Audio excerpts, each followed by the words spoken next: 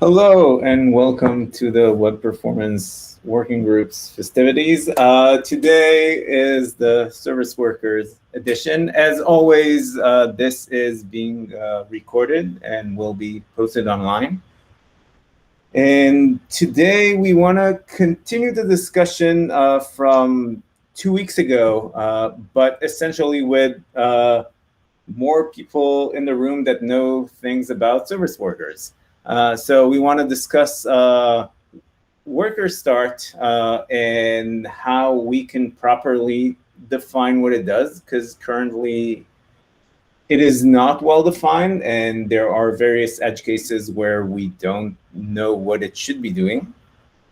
And then beyond that, it would be good to trace out a path towards defining a potentially more complete solution, because at least our conclusions from last time were that worker start is not sufficient to actually measure the worker, like service workers' startup time in many cases. So it would be nice to come up with a plan to do that. So as part of that, Nick, do you want to briefly summarize the discussion from last time? Yeah, and really quickly before we jump into that, are we planning on meeting then 2 weeks from now? Yes. On April 1st?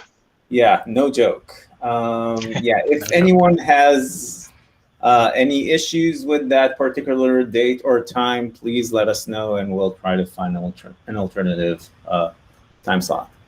Yep. Okay. Thank you.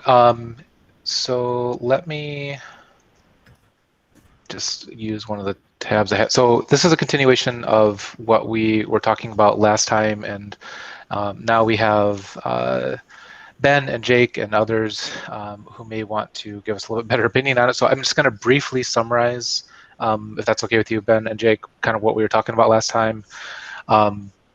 So we have a worker start attribute today in navigation timing and resource timing.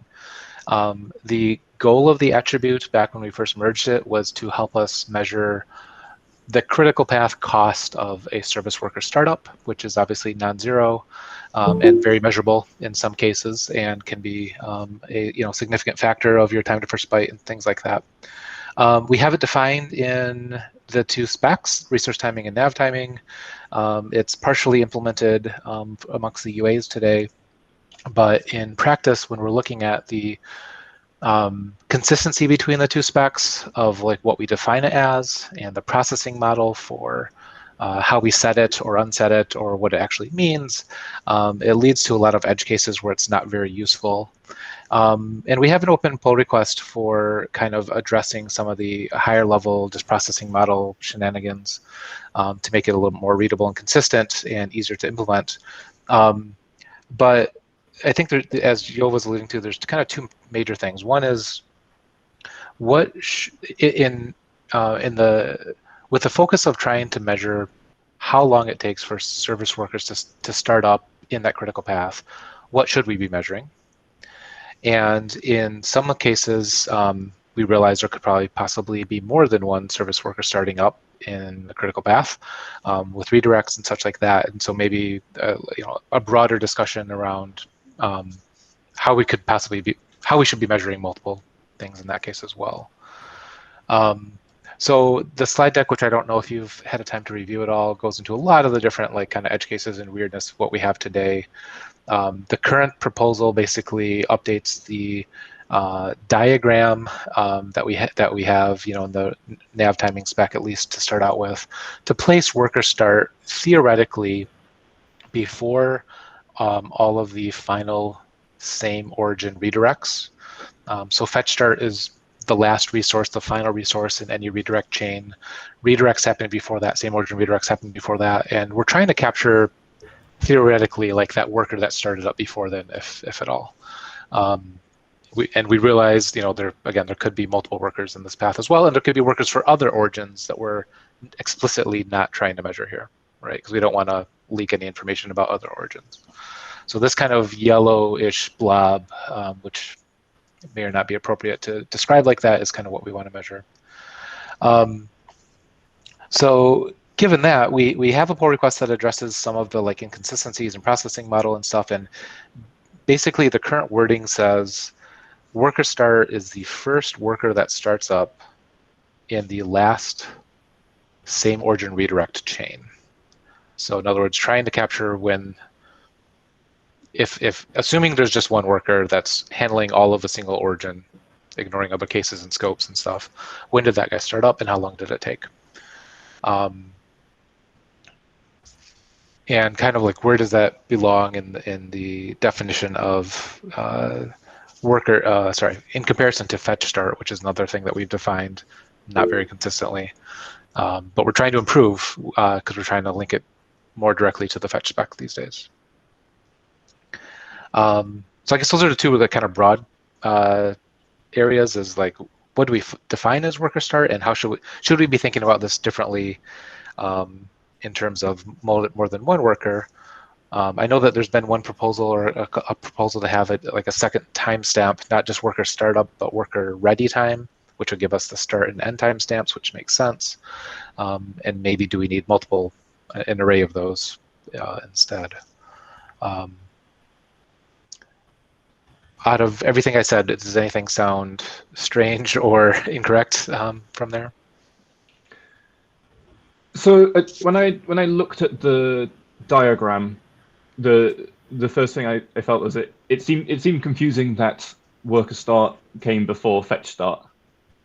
Like, as you mentioned, in terms of syncing this to the spec, fetch calls the service worker, so having workers start before fetch happens seems weird.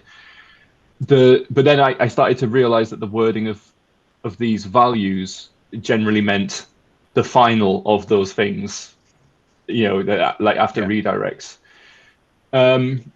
which makes me wonder if we want to change the name of worker start in a way that highlights that exception, that you could have a first worker start and a worker start, where first worker start is this exception case where it's like, this is the first worker that was encountered in a chain of redirects, whereas worker start is when we wanted to go to the service worker for that final request. So worker start would come after fetch start, whereas first worker start may be earlier, as an indication that it was involved in the redirect chain. I agree with what you're saying, like having the extra values to know why your service worker was slow would be useful. So I was having a look at the spec to sort of think of where there are particular points in time that are interesting. Worker start being, this is when we decide that a service worker needs to be involved. We could have worker ready, which is that the worker is running now. And we could have something to indicate that we are in the task where we dispatch the fetch event. Because there are 3 points in time that are interesting there, because your service worker could be taking a long time just to start up, which could be for a number of reasons. But if you've got a big gap between like your worker is ready and the start of the fetch event, that indicates that we've got a lot of main thread contention in the service worker, which could just be there's a lot of events going on, or it could be one event is taking a lot of time. And yeah, we've got points in the spec where those could hook into, if that's useful.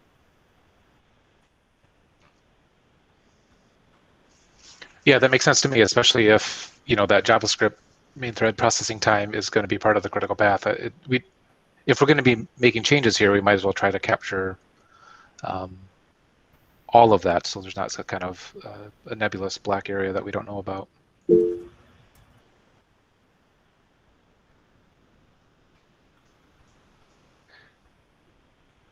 So what would we do in the case where our very first service worker and our eventual service worker are the same service worker? I was unsure what to do with that. Like, would those numbers be the same? or well, yeah, I guess those numbers would be the same at that point, which might mean first worker start comes after some of the redirect stuff. I mean, Is that? Sorry, Karen. sorry, if I can jump in. Like, I think today worker start, we take a timestamp there, whether you have to actually start the worker or not. That's the decision point saying we want to start the worker. So even if it's already running, we would still have that with a redirect case. We would still say, try to start this worker.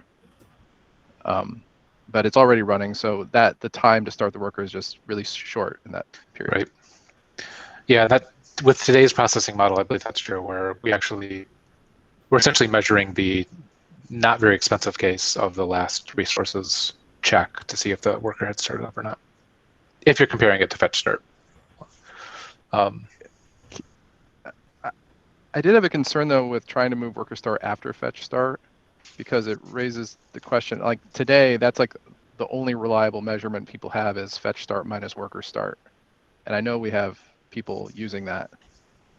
And I would say it's not very reliable though, because it is there today and we use it, like Impulse uses it today. But if you have any redirects, it's not reliable because you actually capture the redirects in that. But the people I'm working with know they don't have redirects. So it's reliable for their use case. Sure. And to go and change it without a strong reason, I think would be, I don't know, it would create a lot of churn unnecessarily.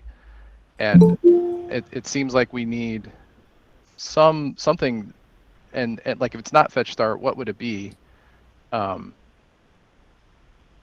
I don't know. Like I'm not convinced that we should drop fetch, like move worker start after fetch start. I do agree that we should separate the last, like the final navigations worker start from any redirect worker start, whether we call that first worker start or redirect worker start.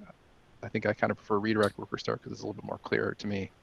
And that could correspond with the same heuristics as redirect start in terms of what start, like, is it the first redirect or the last redirect? Yeah, I mean, yeah. Those are my thoughts. I wanted to add my thoughts from, I'm doing a lot of work on fetch right now. And we are talking about worker start, but this is also true for the rest of the metrics in this diagram. For example, connect start. There could be several connects in a redirect chain. We are just talking about worker start, but actually most of these metrics could happen several times, and we're only measuring the last one. I think that there's separate issues, one of them being measuring redirects for a resource, and maybe adding more granularity, like having a separate resource timing for every redirect or a subset of resource timing, which would also include domain lookup, connect, secure connection, and worker start.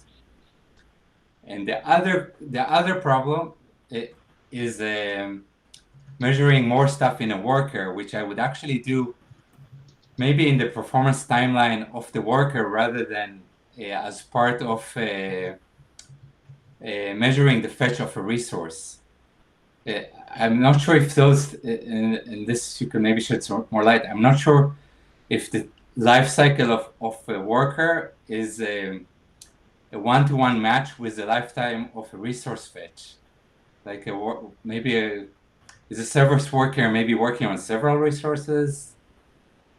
Like maybe inside the service worker you should do performance get entries and get all kinds of information about the service worker's performance. And for the resource, what matters is when did we send the message to the service worker? When did we hand off the fetch to the service worker? And solve the issues with redirects that have to do with several metrics altogether.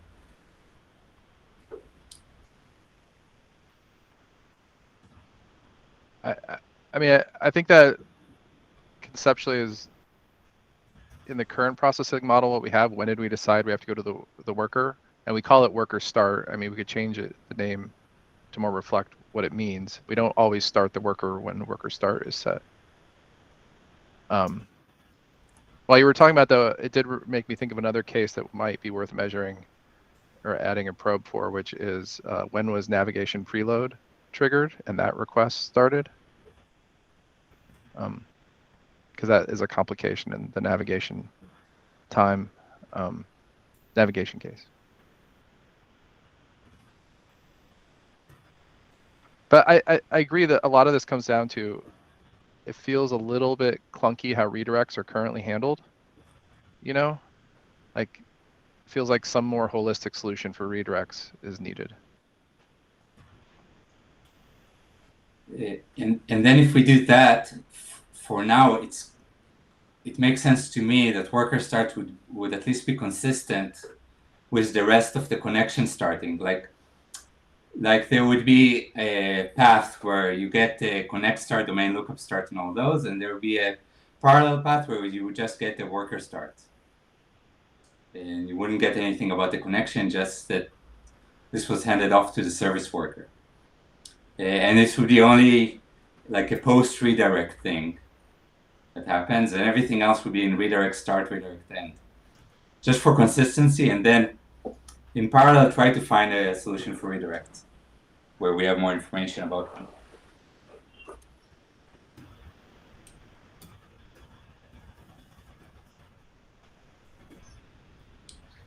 Yeah, if solving redirects is being done later, then worker start should definitely come after fetch start, because it's conceptually around the same time as app cache, right? It's actually, yeah, it's after fetch start. It's conceptually around the time of you can say it connect end or connect start. It's like the same time you would conceptually go to create some HTTP connection, you create a service worker connection. Like it's like if we're gonna go that route, could we, instead of moving worker start, instead create like fetch event start and fetch event end, or or fetch event dispatch, some other name so that we don't break people. I think we would want those things as well. Sorry, Yoav. No, so just a short comment. I just think that we cannot just change the semantics because people are using that today. So we need to provide an ideally we want to define what is currently implemented in worker start and then define something better. Maybe it is multiple phased. So one would be on the current resource timing entry and then another solution for redirects in general, but we cannot just modify the current semantics. So yeah. And also just in the interest of bike shedding, I will throw out, I know people have gotten confused by worker start because it doesn't say service worker start. And so they're confused by other worker types. Like, is this only something that matters for other worker types? So maybe there's an opportunity to call it service worker something something, even though it's long.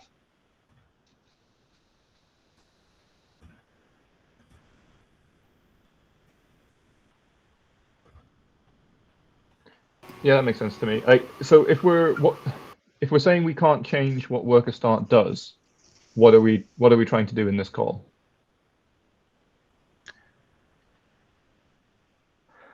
Well, I think we want to make sure it's useful for the original intent, which was measuring the critical path cost of starting up a service worker. So if for example, if we're not going to change the definition of essentially where worker start fits in the diagram, it still reflect it kind of how it looks today. A simple path would be to also measure the end time of it, and that would help with some of the redirect cases. I think a more complex path would be to measure that not singularly, but in an array of start and ends if there are multiple workers. And then I think the even more complex path would be to actually fix redirects in this model and expose all the redirects individually.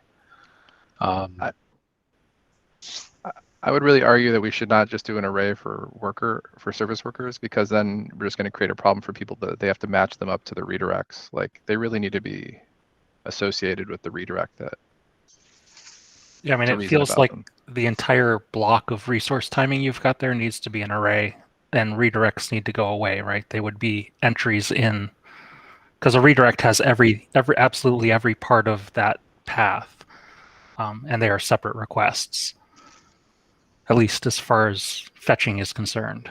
And so an array of resource timings that all roll into a single navigation timing is what ultimately you need, and then worker would fit cleanly in there, right before the fetch actually starts. But that doesn't solve the case of the simple give me nav time, like performance.timing dot fetch start minus worker start, right? You have an array of things that you need to work against. Yeah, but as we said, it doesn't give you that now in the case of redirects. It only gives you that now if you assume no redirects, which somebody here was mentioned. But so I think putting it after fetch start would still keep the current semantics in the useful case where you don't have redirects, but would be consistent with connection timing and like at least understandable. So what does worker start actually mean then? If we're keeping it, what does it mean? I think currently it means, and also what I'm suggesting is when did fetch hand off fetching to the worker? So it would come after fetch start then? Yes. Well, I mean, today, when a service worker is involved, what worker start means, yes, is when we decided, but fetch start is essentially changed to be when the fetch event is dispatched on the worker thread. So if the service worker isn't involved, what is fetch start? I don't know. 0. Oh. Well, it's the legacy definition of when you started to fetch the resource, right? So again, remember, fetch start here came about before like the fetch spec. Like we called this attribute fetch start back in 20 something, and it's been adapted over time to try to align better with the fetch spec. But I think to what Ben's saying and stuff, like the actual definition of fetch start, even in the resource timing, recent resource timing issue is a little nebulous, and we're trying to align that. Like that's what GNOME's trying to work on, is trying to align it better with fetch spec. Wait a second. We're talking about worker start, not fetch start, right? Let me backtrack. Yes, but it depends on what the definition of fetch start is, where it should be. Yeah. Fetch start is right after redirect end. Really, is when I think they're almost the same time. According to the processing model, but in implementations, fetch start with service workers involved effectively happens after the worker is started, because we were trying to create this measurement opportunity. And the idea is like, yes, if the worker was 0 overhead, right, fetch start would be basically the same as it is with redirects, but we're trying to measure this before you can even like run proceed with the communication. We have to stop and start the worker here. So that's why it's interjected there. Okay. I don't know. Like one option is to leave worker start and fetch start as they are and create new names for our more rational approach. Like instead of fetch start, we come up with, I don't know.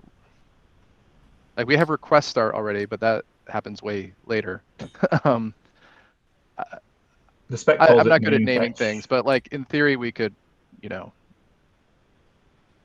we wanted to come up with a more rational processing model, we could just use slightly different names and deprecate these.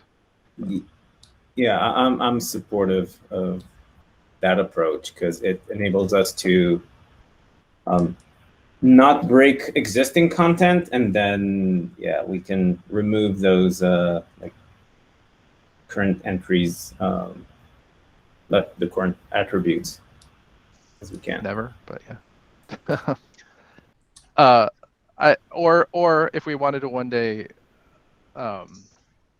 actually get rid of this stuff, it might, I don't know if it would be easier or not, you guys tell me, to create a different resource timing type, we create both types, and people who use the new, I don't know, then you can measure that people aren't using the old type anymore. But We can similarly measure if people are not using those attributes. okay, it just seems more likely people are just going to suck in everything to their metric system and then sort it out later, to me. But yeah, either way.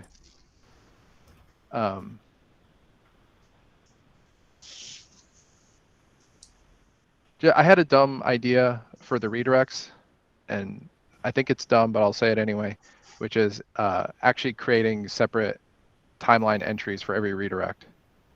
Treat them completely as separate requests. Particularly for navigation, that's what the browser does. However, the thing you would then need is a way to like chain them together so you could reason about a particular navigation. So that's the part why I think it might be not good, is because you lose that these things, like if you have multiple overlapping, now it's hard to try to like say which redirect was for which final request. I think I think it's good to have those timeline entries, but also for resource timing, like we have to remember that the master is the resource. Like if we have an image, we want to know everything about that particular image rather than like try to collect it from all kinds of entries. Like maybe have an array of those entries inside the image, or some way to connect between the resource and those redirects. And that largely fits with this, right? If the resource is the HTML, then you have the array of fetches needed to fetch the HTML, whether it's 3 redirects or whatever.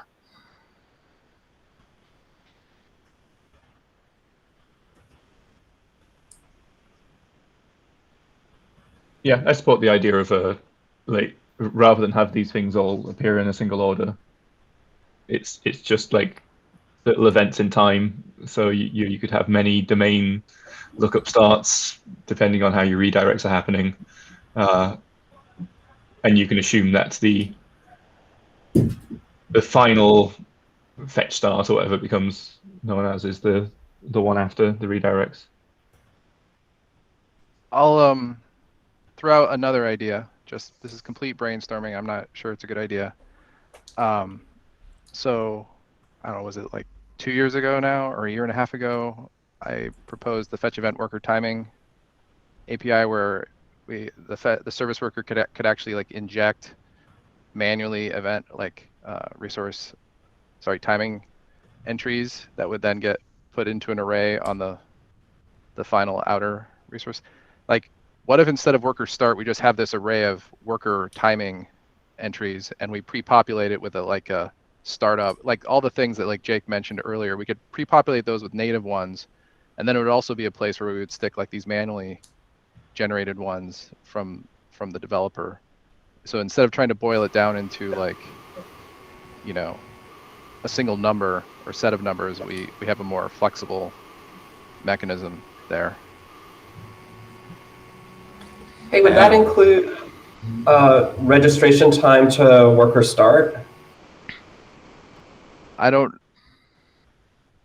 Normally the registration time is not part of a resource fetch, so I don't think it would include registration time, no. To continue this brainstorm, this kind of reminds me of server timing. Like we can somehow, and that API already exists, we can somehow treat the timings that the service worker does as server timings, quote unquote. It's more like as far as the main document is concerned, the service worker is sort of a server. Like Sorry, go ahead. I'm done. Yeah, I'm sorry, I didn't mean to cut you off. No, I tried to model it after server timing, so I think it has a lot of parallels with that. Yeah. I get a little nervous. It'd be nice if it was a little more structured, or at least there was a little more definition. Just because for like the simple case where a service worker makes a single fetch or two fetches to construct what's coming back, for any analytics tool to be able to rationalize or make any sense of that, it'd be nice if different service workers implemented their custom metrics in the same way, right? Like if there was a way to construct or pass through fetches, for example, as an array that automatically populates whatever the server timing, because otherwise server timing as it stands right now is just a complete black box and it's implementation specific. So the way that it's defined now, well, actually, I'd have to go look, but I believe the way that it's defined now is you can create essentially mark type entries, but it has the flexibility where we could say you could get the performance timeline in the service worker and be like, this is the fetch that I just did, and actually stick it in there, and we could like clone it across. It would be up to the script to do that. But I didn't go that far with the proposal. It's not implemented anywhere, so it's sort of like it's partially implemented in Chrome. We have a partial implementation for sub-resources only, not navigation yet. It's not in most cases, would we be able to get, like, so we've done the fetch in the service worker, you get a response, we send the response back. Would we just be able to track the things like connect start, DNS, whatever?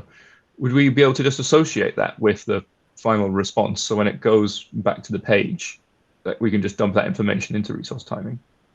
We could if the service worker simply does a pass through where it does respond with fetch event.request, right, or something like that, and we return the response without like touching it, cloning it, or maybe cloning would be fine, but like if it does anything like repackaging of the response or like pulling from then we would lose that data.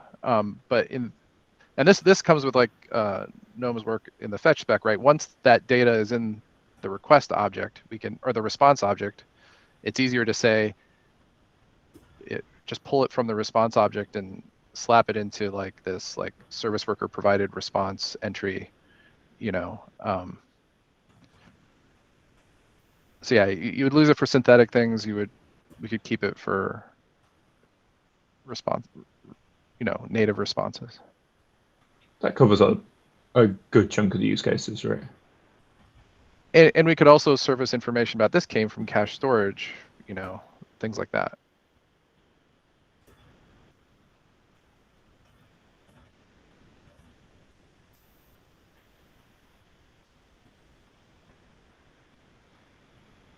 By the way, I just want to say it's awesome to see the fetch spec work being done now. So I don't know, I assume, just thank you very much for working on that. Pleasure. Thanks.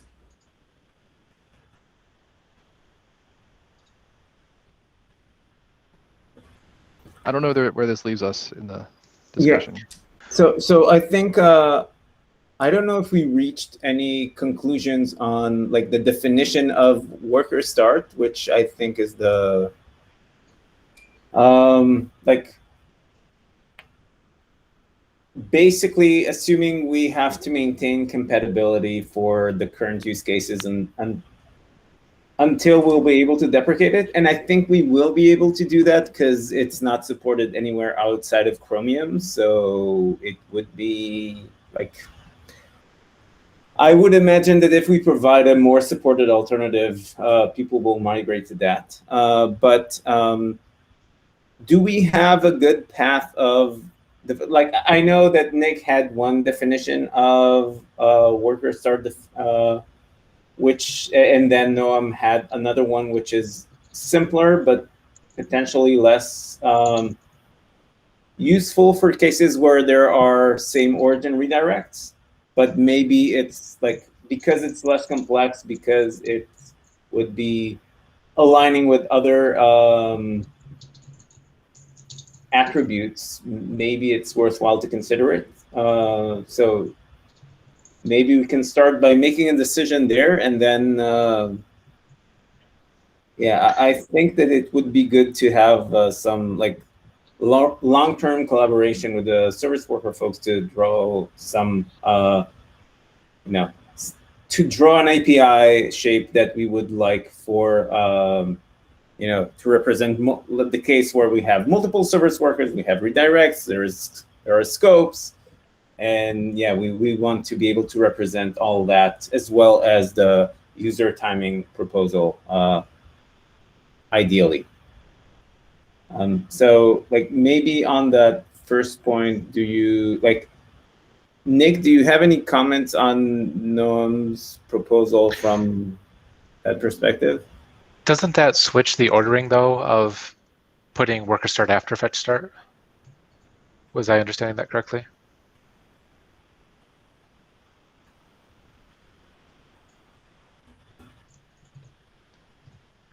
No.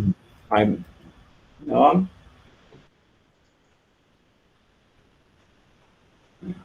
His video just went off, so I'm not sure if he can step away for a moment. That was my oh, there he is. Can you hear me? Yes. Yeah. So I'm not suggesting to switch the ordering. I'm just suggesting that fetch start would be for that worker start would be for the last resource, would be after redirect start. I see. Okay. But it seems like others are saying that we can't do that. End. We can't do that for compatibility reasons. Is that what others are saying? No, we wouldn't want to switch the worker start to be after fetch start for compat reasons. But if we're talking about the redirects, instead of defining it as the first redirect in the chain, we define it as the last redirect, the one closest to the final fetch. That makes it simpler to define, I think. It makes it less useful if there were any redirects, because it's probably much smaller because the cost was already happened before then. I'm not sure if it's same origin redirect, maybe. Yeah. But the time is not lost, right? You'll just have a really long redirect time. And you need to get rid of those redirects anyway, so problem solved. It'll be part of one of those redirects, and if we later try to export more information about all the redirects, you could actually get more details at that point. It seems reasonable. I don't have a good sense today of how frequently websites that are measuring service worker startup time have redirects in front of them. It sounds like, Ben, most of those times with customers you've worked with have not had that concern. I don't know that I would say most of them. I would just say, like, at least the ones I know who are using this API don't have that problem. However, I can think of other sites that, use service workers that also have redirects sometimes, like, for example, Gmail, right? If you type gmail.com, that's a redirect. That's a vanity URL that goes to like the real domain, right? And so if they were ever to stick a service worker on gmail.com, they would want to know how long that's taking. But they don't have that today. And I will say that as far as I remember, the current processing models of nav timing at least, and maybe resource timing, define it as this final service worker startup time before the last fetch. And we started going down this path because we thought that was not as useful, because we thought the worker startup cost would be 0 in the case of redirects. But if we're talking about just simplifying this and solving the redirect case later, maybe we just describe that better in documentation for the attribute, or just to make it more clear that if you do have redirects, you're probably not capturing this time.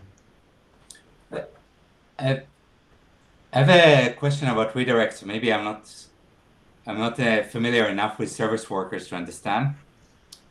But given that, let's say the service worker does an actual fetch actual additional fetch to return the response to the caller.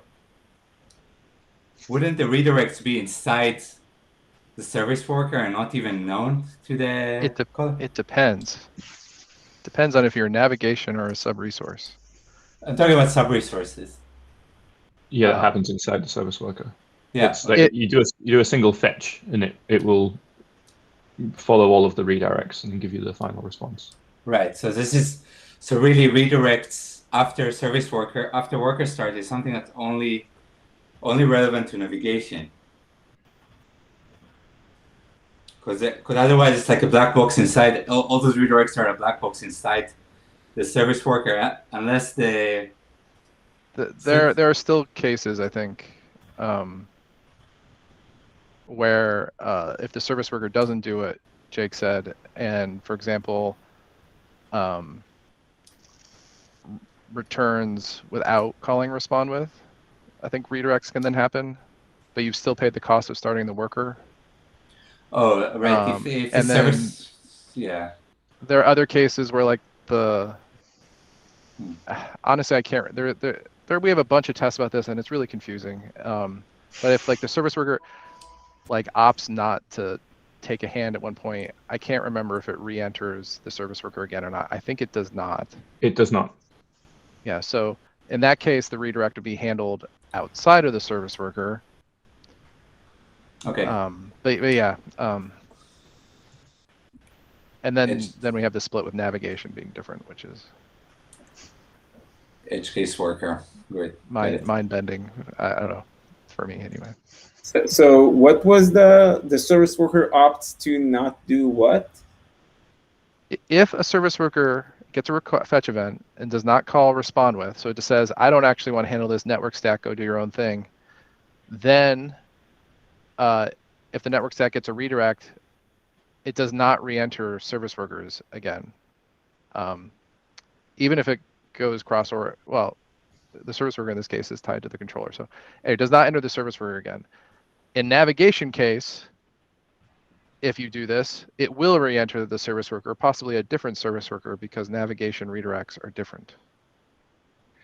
Yeah, this split is because in the HTML spec handles redirects for navigations, whereas for sub-resources, the fetch spec handles redirects. Like the image tag just says, go get me this, and the fetch spec returns it. Whereas it's more involved with a... Yeah, HTML redirects are different. They also have like the meta redirects. You can like read some of the HTML before redirecting. It's kind of a different kind of redirect. Anyway.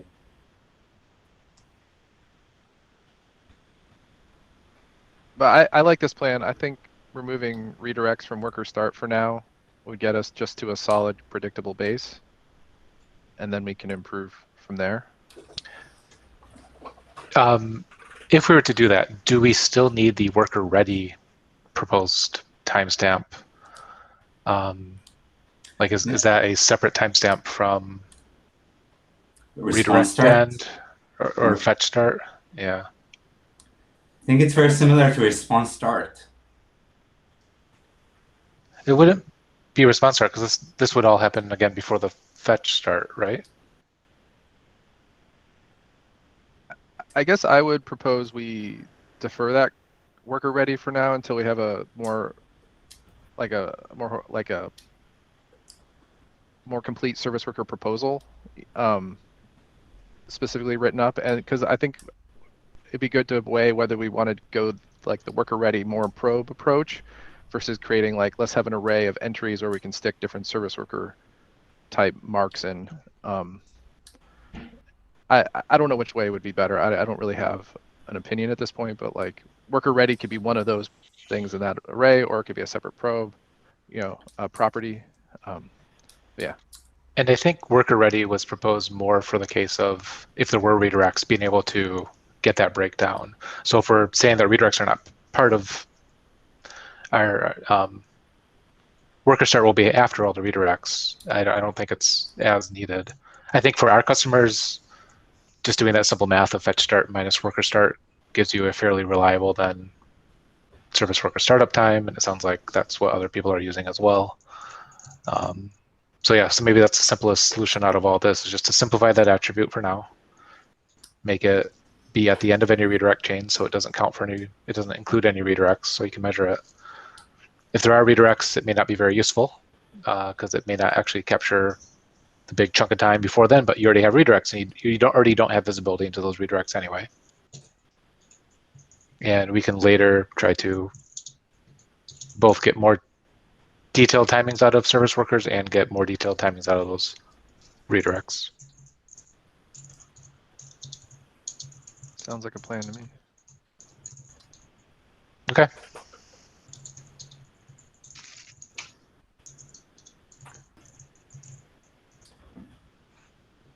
Any other, I guess, any concerns about that? Any other thoughts on how that may affect things? About something that came up here that I just didn't know of, about fetch start being different in the worker start scenario, but maybe we should take it to a different thread. Like it was a surprise for me. I need to look at the implementation because the resource timing spec was not talking about that at all.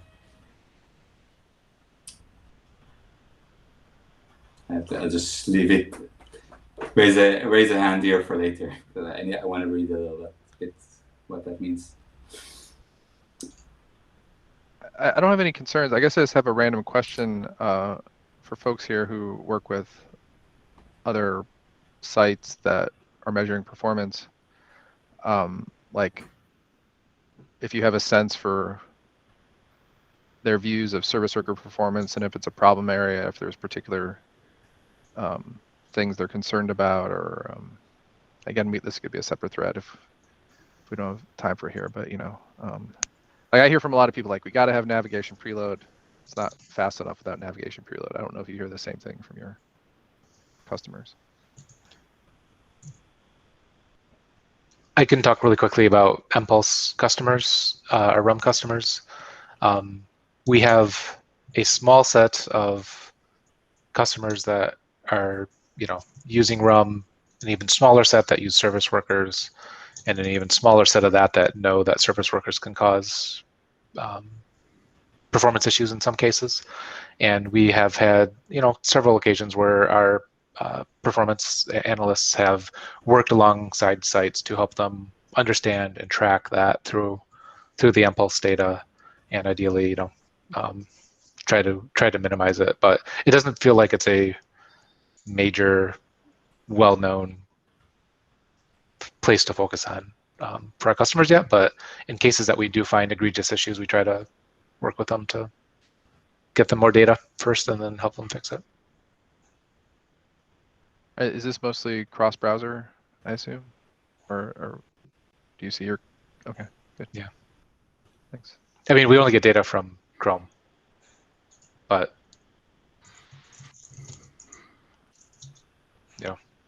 I assume my previous employer falls into the camp you've already heard from, but the field experiments at Facebook where they were showing without navigation preload, there was too much of a penalty to shipping the service worker.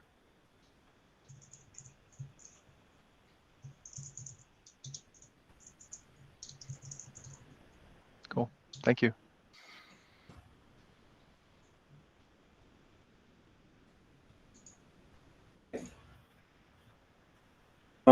So I think we have a conclusion on the worker start bit and agreement that we need more work on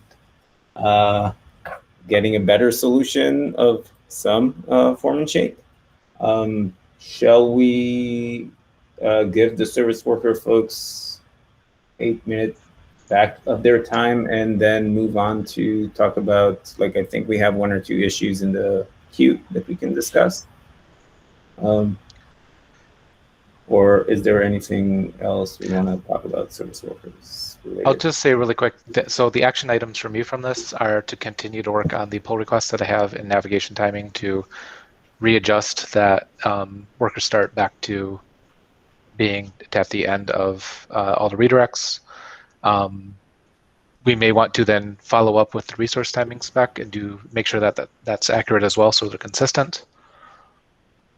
And then I guess long term, we'll discuss more about what we want to do with redirects in general.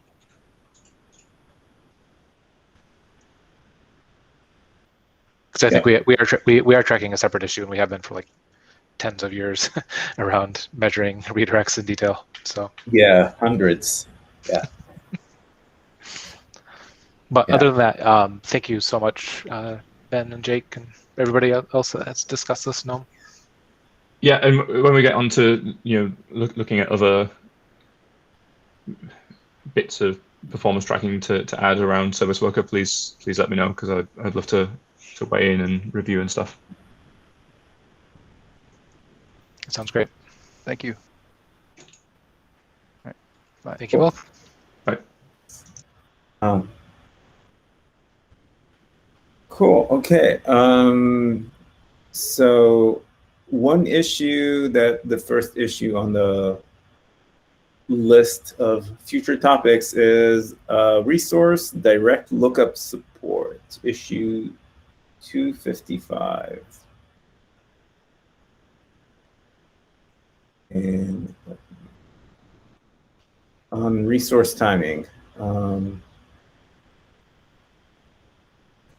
me paste that to the chat real quick.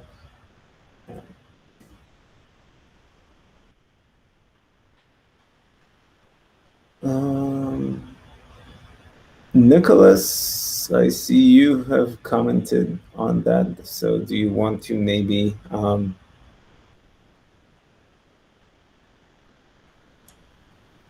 do you remember what this discusses? Yeah, so this issue just wants to be able to get the exact kind of performance entry, in particular the resource timing entry associated with the given element. So the problem right now is there's not really a way to do it. You can try to get the one with the given source. In this case, it's an image, right? So you can use the image source, but there could be multiple entries with that same URL. And so the developer can't know which of those entries with the shared name will correspond to the one that they care about. So that is it's a feature request, basically. Does that make sense? Yeah, it does. I feel like this is something we already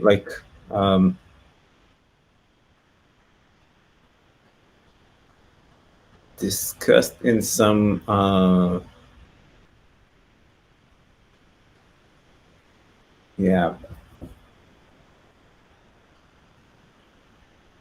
basically like an issue that had a reverse type of mapping where you have this is trying to get the element from the entry or the entry from the element? The entry from the element. Okay. And I think we also had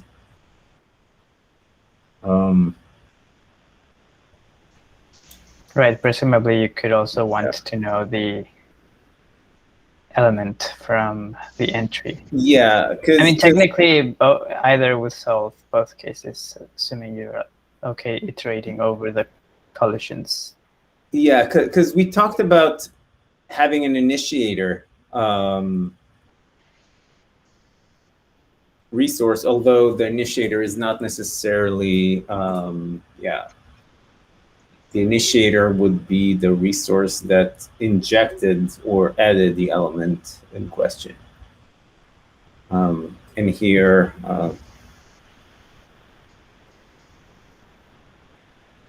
yeah, so I think just like in terms of triaging, I think we can clearly say that this is a feature request for L3.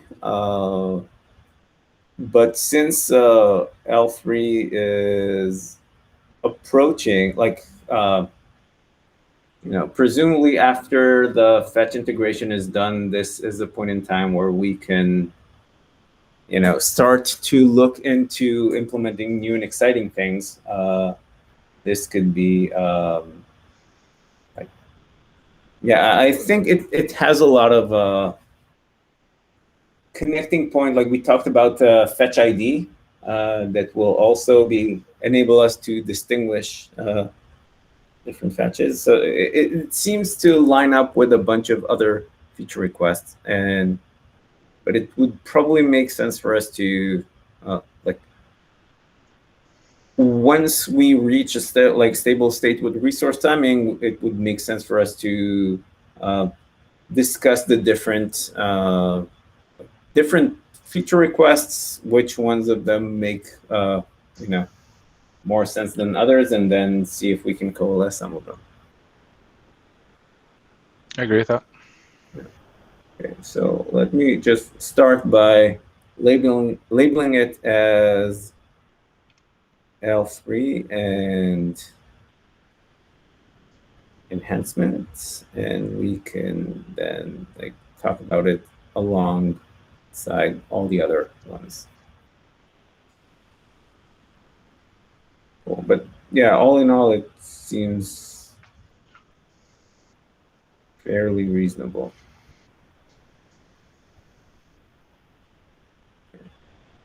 Cool. And with that, I think we're out of time. So thanks all. If nothing else, I will see you in 2 weeks for April 1st. Not joking. Not joking. Sure Thanks. you will. Thank you, everyone.